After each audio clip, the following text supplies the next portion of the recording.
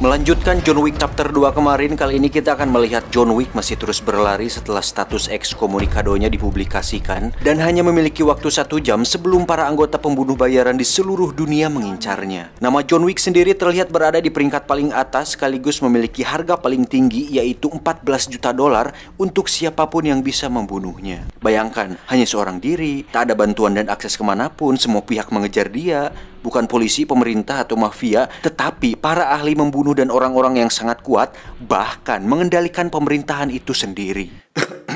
Do you expect him to make it out? I'd say the odds are about even. Tak ingin anjingnya menjadi korban, John Wick pun memutuskan untuk menitipkannya ke Continental agar si anjing bisa aman. John Wick sendiri dengan cepat pergi ke perpustakaan yang dimana dia menyimpan sesuatu yang sangat penting di sana, yaitu sebuah medali dan kalung salib yang akan membantunya nanti. Tak lama muncullah seorang asasin berbadan tinggi besar di mana dia ingin segera membunuh John Wick meski dia sadar bahwa waktunya belum dimulai, tetapi karena tak ingin melewatkan kesempatan, asasin itu pun langsung menyerang John Wick dan terjadilah perkelahian menarik di mana kita akan melihat kemampuan John Wick yang ternyata tidak hanya bisa membunuh dengan sebatang pensil 2B, tetapi juga bisa membunuh menggunakan sebuah buku. Ingat, sebuah buku loh, sehingga bisa disimpulkan bahwa jangan menilai sebuah sampul dari bukunya.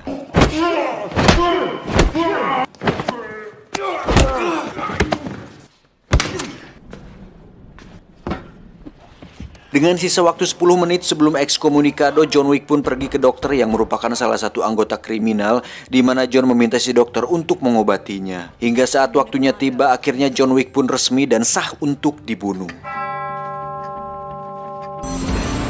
John Wick, 14 million. Open contract is now in effect.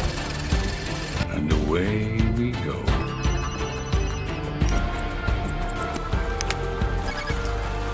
Setelah lukanya dijahit, John pun dengan cepat lari kembali di mana dia menuju ke sebuah museum senjata api yang mana di situ ada beberapa asasin lain yang melihatnya. Dan lagi-lagi kita akan diperlihatkan betapa kuatnya tekad seorang John Wick di mana dia merakit ulang sebuah pistol tua agar bisa digunakan kembali dengan normal. Coba kalau Anda di posisi dia, mungkin sudah panik. Aduh ya ampun, gimana ini? Tidak, aku gak mau modar dulu. Halah, cemen. Contoh dong John Wick masih bisa fokus dalam posisi terjepit. Anda hanya terjepit, hanya enak aja di dalam keadaan terjepit. Siapa anjing? Saat para assassin datang, John Wick pun langsung melepaskan tembakannya, kemudian dilanjutkan dengan pertarungan jarak dekat di mana John Wick memanfaatkan senjata yang ada di museum hingga bisa membantai seluruh para assassin tersebut dengan sangat amat membrutalkan. Anjir, makin parah sih di film ini.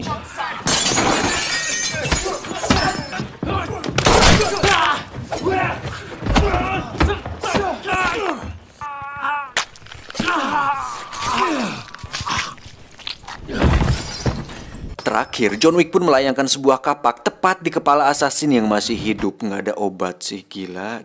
Si anjing sendiri baru saja tiba di Hotel Continental di mana di situ ada si resepsionis yang dengan senang hati merawatnya. Dan sampai sini adrenalin kita terus dipacu dan dipaksa untuk tak henti-hentinya merasakan lelahnya menjadi John Wick di mana dia lagi-lagi diserang oleh assassin lain di sebuah kandang kuda, tidak pakai nil.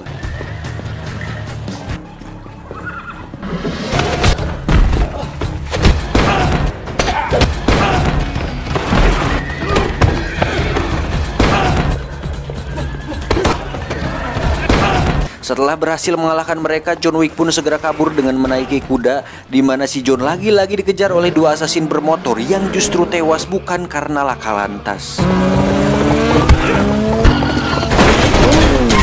Di sisi lain kita akan melihat harga John Wick naik dari 14 juta ke 15 juta dolar yang menandakan bahwa John Wick sangat sulit sekali untuk didapatkan. John Wick pun pergi ke sebuah teater dan menunjukkan sebuah kalung salibnya sebagai tiket masuk, di mana teater itu merupakan tempat John dilatih dulunya. Tujuan John datang ke sana adalah untuk meminta pertolongan kepada seorang wanita bernama tidak disebutkan di dalam film, tetapi kita panggil saja Madam Hayati, di mana si Madam ini mengelola tempat latihan pembunuh dengan berkedok teater, yang mana John Wick adalah salah satu anak didiknya yang sukses berkarir dalam dunia kriminal. Tuh, John Wick saja bisa sukses walaupun dalam dunia hitam.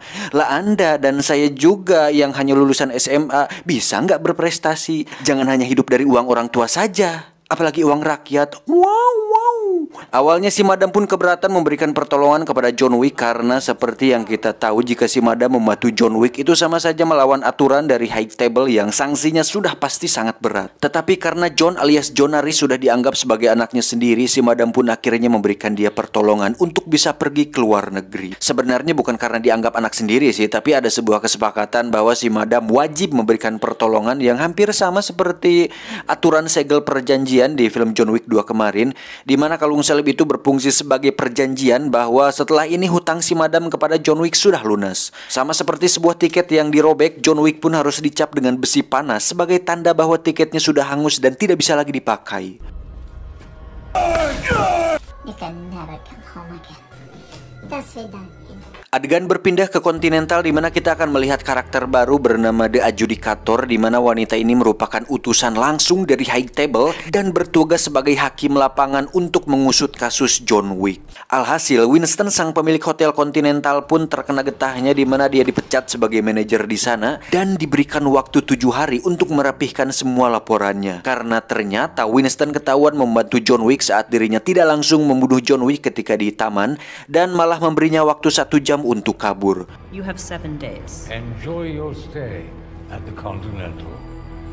Selanjutnya, The Adjudicator pun mendatangi Bowery yang bernasib sama seperti Winston, di mana dia dipecat dari kepemimpinannya sebagai raja pengemis dan diberikan waktu 7 hari untuk masa pergantian. Namun Bowery yang congkak nampak tak terima dengan itu, tetapi dia tidak punya pilihan lain karena jika melawan The Adjudicator, sama saja dia melawan High Table. I am the Bowery! You have 7 days. John Wick sendiri terlihat sudah berada di Mesir, di mana dia bertujuan untuk menemui seorang teman lama yang merupakan manajer The Continental cabang Mesir. Ketika berjalan di lorong gelap, John Wick pun sempat diserang oleh beberapa assassin di sana, namun berhasil dihentikan oleh ajudan si manajer yang memintanya untuk bertemu dengan si manajer. Setelah masuk ke ruangannya, John pun sudah disambut oleh 2 ekor anjing galak dan tak lama muncullah sang manajer yang ternyata seorang wanita cantik bernama Sofia, tapi tidak pakai lacuba. John Wick pun langsung menunjukkan segelnya, di mana si Sofia ini ternyata pernah ditolong oleh John Wick dulu saat ingin agar anaknya bisa aman, sehingga John datang kembali untuk meminta pertolongan balik kepadanya. Sama seperti Madam Hayati yang enggan menolong John Wick yang statusnya sudah ekskomunikado, Sofia pun menolak memberi John pertolongan. Ya, secara logika mana ada orang yang mau nolongin seorang buronan, tetapi karena Sofia teringat akan Sumpah Pemuda dan memiliki rasa empati yang tinggi, dia pun akhirnya bersedia untuk menolong John Wick. John Wick sendiri hanya meminta tolong Sofia untuk membawanya kepada seorang pria yang merupakan bawahan langsung The High Table untuk meminta saran kepadanya. We leave in 10 minutes. Di sisi lain kita akan melihat si Adjudicator sedang menemui seorang penjual sushi tanpa susanti, di mana si penjual sushi itu adalah assassin yang khusus bekerja untuk The High Table. Beliau bernama Zero. Dan di belakang ada siapa? Coba tebak? Iya, akhirnya kita bisa melihat Kang Medog alias Yayan Ruhian dan Kang Cecep Arif Rahman berada tepat di belakang yang merupakan anak buah dari si Zero ini. The Adjudicator pun menugaskan Zero dan kedua anak buahnya untuk memberi pelajaran kepada para pengkhianat alias orang-orang yang sudah memberi pertolongan kepada John Wick sebagai peringatan bahwa High Table tidak main-main dengan aturannya. I have served. I will be of service. Dimulai dengan mendatangi teater Madam Hayati, di mana Kang Yayan dan Kang Cecep membantai semua anak buah si Madam sampai tak tersisa. Tak lama muncullah si Adjudicator untuk menginformasikan bahwa sebagai hukuman atas menolong John Wick, si Madam pun harus memberikan darahnya dengan cara mengulurkan kedua tangannya lalu ditusuk oleh pedang dan selesai. Sementara itu kita akan melihat John Wick yang sedang dibawa oleh Sofia untuk menemui salah satu bawahan langsung dari High Table, di mana John Wick ingin bertemu langsung dengan pemimpin The High Table dengan tujuan untuk meminta kembali keanggotaannya dan berdamai dengan mereka. Lah, kok malah ngajak damai, nggak seru atuh. Tapi no, John Wick ternyata punya rencana lain. Kita lihat nanti. Pria tersebut pun mengatakan bahwa para tetua High Table tidak bisa ditemukan karena merekalah yang akan menemukanmu. Caranya dengan berjalan di gurun pasir yang tandus dan harus sendirian tentunya, kemudian tidak boleh membawa air, cemilan, Coca-Cola, Silver Queen, Kinder Joy atau apapun itu. John Wick harus terus berjalan sampai dirinya sekarat. Barulah dia bisa melihat langsung tetua dari High Table. Itu pun kalau John Wick tidak keburu mati kehausan. Thank you. sir. Hingga saat Sofia dan John akan pergi, pria tersebut pun meminta satu tumbal sebagai ganti atas informasi tersebut, di mana dia langsung membunuh satu anjingnya tanpa konfirmasi terlebih dahulu. Sontak hal tersebut membuat Sofia shock, dan lagi-lagi hanya karena seekor anjing, Sofia pun membrutal sama seperti saat John Wick kehilangan anjingnya. Gara-gara si anjing memang. Dari situ mereka berdua pun terlibat baku tembak dengan anak buah si pria dan sudah pasti bisa menang dan lolos dari sana.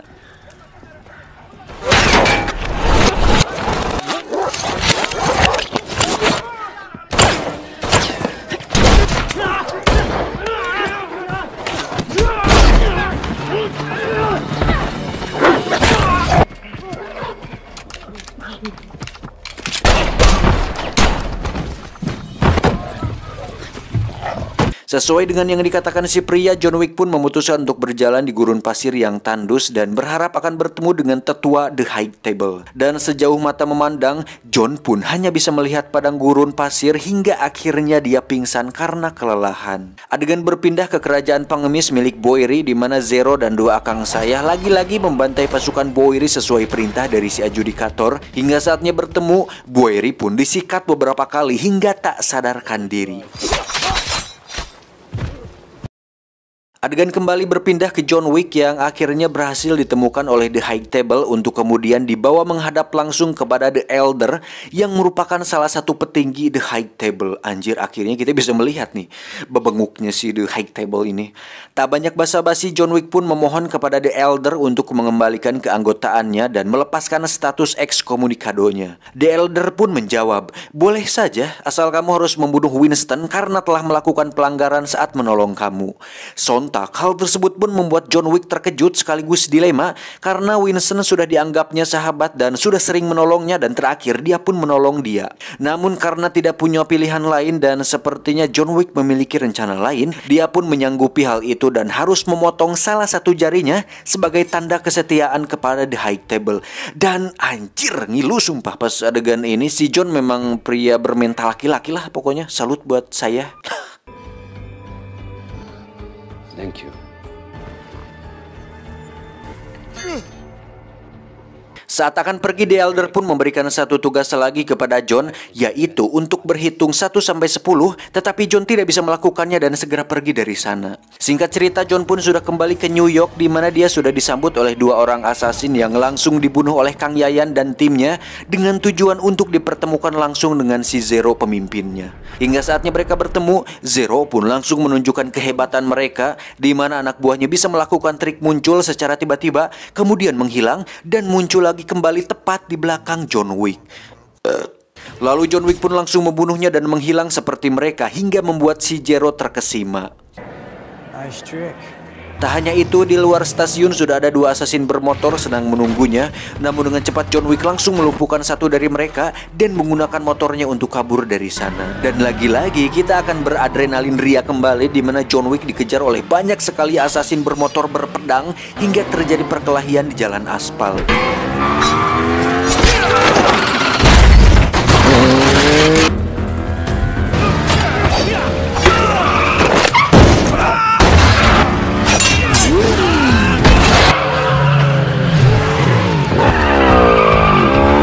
Saat sampai di Continental, Zero pun sedikit lagi bisa membunuh John Wick, tetapi dicegah oleh si resepsionis yang melarangnya membunuh di area tersebut. Untuk itu John Wick pun masuk ke dalam Continental disusul dengan si Zero yang ikut duduk tepat di sampingnya, yang ternyata adalah penggemar berat dari sang legenda. I'm a huge fan. John Wick. Tak lama muncullah si resepsionis untuk mempersilahkannya menemui Winston. Hingga saatnya mereka bertemu, Winston ternyata sudah mengetahui bahwa High Table mengirim John Wick untuk membunuh dirinya. Dan apakah John Wick akan membunuh Winston untuk kebebasan dirinya sendiri? Tak lama muncullah si adjudikator untuk menanyakan pertanyaan yang sama. Dan jawabannya, tentu tidak dong. Winston dan John Wick memilih untuk melawan High Table, dan itu merupakan keputusan yang cukup berani. Dengan cepat si adjudikator pun menghubungi operator untuk merubah status Hotel Continental cabang New York menjadi tidak netral, yang berarti pembunuhan bisa dilakukan di sana. Dan tidak hanya itu, pembersihan akan dilakukan dengan mengirim pasukan khusus untuk membantai pengelola hotel sekaligus John Wick sendiri. Good evening. gentlemen. This haven is safe no more.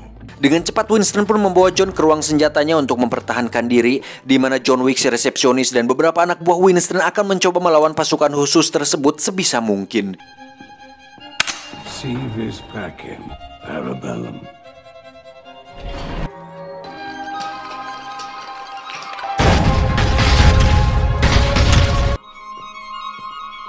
Hingga saatnya tiba, ternyata pasukan High Table memakai baju pelindung yang tahan peluru, hingga John Wick dan resepsionis kesulitan membunuh mereka.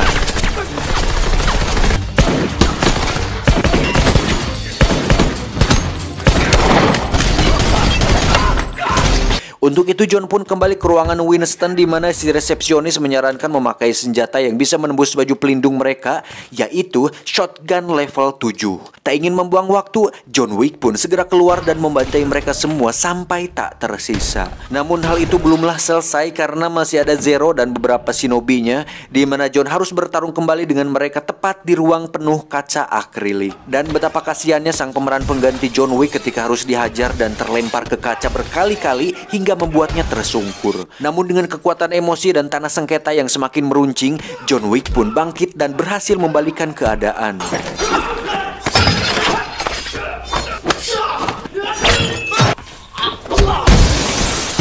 Setelah berhasil di lantai 1, John Wick pun naik ke lantai 2, di mana di situ sudah ada Kang Yayan dan Kang Cecep yang siap untuk menghajarnya kembali. Dan here we go, akhirnya akang-akang saya bertarung dengan John Wick. Dengan senjata tradisional asal Minangkabau yaitu Krambit, Kang Yayan dan Kang Cecep pun melakukan kombinasi serangan yang membuat John Wick tersungkur. Bangga bertarung dengan Anda, Mr. Wick. Senang bertemu Anda, Mr. Wick. Pada akhirnya John Wick pun bisa mengalahkan mereka berdua, walaupun bukan dengan skill tapi dijatuhkan dari atas. Namun John Wick tidak membunuh mereka berdua dan justru mengatakan, Sampai jumpa. Hingga saatnya tiba, John Wick pun harus bertarung dengan raja terakhir yaitu Zero, di mana si Zero ini sebenarnya terobsesi dengan sosok John Wick yang melegenda dan ingin dianggap sejajar dengannya. Namun karena John Wick lebih unggul secara pengalaman dan karakter, si Zero pun harus tewas mengenaskan dengan pedang menancap tepat di dadanya. Setelah semua yang terjadi, tak diduga Winston melakukan perundingan dan kesepakatan dengan si adjudikator, di mana ketika Winston mau membunuh John Wick, maka Winston akan kembali mendapatkan kerajaannya sebagai manajer The Continental. Let me keep my power, Winston. But what about him? Lalu tiba-tiba Winston pun menembak John Wick beberapa kali hingga membuatnya terjatuh dari gedung. Loh, anjing kok berkhianat sih? Well played, sir. Dirasa masalah selesai, si adjudikator pun pamit untuk pulang, tetapi ketika melihat ke samping gedung, John Wick sudah tidak ada di sana. Dengan sedikit ketakutan, dia pun kembali menemui Winston untuk menyuruhnya agar memastikan kematian John Wick, karena dia tidak ingin suatu hari nanti John Wick akan mendatanginya di malam hari. Nah lo, hayo lo. Sampai sini pasti kalian bertanya, apakah Winston benar-benar berkhianat? Jika kita putar ulang, kita bisa melihat Winston menembak John bukan di kepala, tetapi di tubuhnya yang kita semua tahu. Dan Winston juga pasti sudah tahu bahwa jasnya terbuat dari material anti peluru. Ditambah, jika Winston ingin John Wick benar-benar mati, tentu dia akan menembaknya di kepala, sehingga bisa disimpulkan bahwa Winston sudah memperhitungkan kemungkinan tersebut, termasuk titik letak dia terjatuh. Baba Yaga. Faktanya, John Wick ternyata masih hidup dan dibawa oleh pengemis yang merupakan anak buah dari Boeri, di mana si Boeri ini nampak menyedihkan sekali dengan wajah dan tubuh penuh luka akibat sabetan pedang si Zero tadi. Lalu dengan penuh amarah dan kebencian terhadap The High Table, Boeri pun bertanya, "Hey John, bagaimana perasaanmu? Apa kau marah?" John pun menjawab, Yeah. Tamat ending yang mengwik-wikkan. Saya tidak ingin banyak komentar kali ini karena saya juga ikut emosi kepada High Table dan sangat ingin sekali ikut menghancurkan mereka. Tapi apalah dayaku yang hanya seorang pengangguran in the house ini. Maaf kalau layarnya blank hitam, itu adalah tanda bahwa hati saya sedang gelap dan marah terhadap The High Table. Tapi semoga John Wick bisa segera bangkit, dan saya yakin dengan kecerdasan, insting, dan pengalaman yang John miliki, pasti dia bisa melakukannya. Kita tunggu saja. Gak tahan saya kalau emosi kayak gini. Rasanya ingin nambah ngutang jarum coklat di warung Teh Yuli, tapi yang kemarin juga belum bayar. Ya udahlah, sampai jumpa di video selanjutnya. Saya John beserta anjingnya John Wick mengucapkan terima kasih dan adios. Sikat gigi dinosaurus.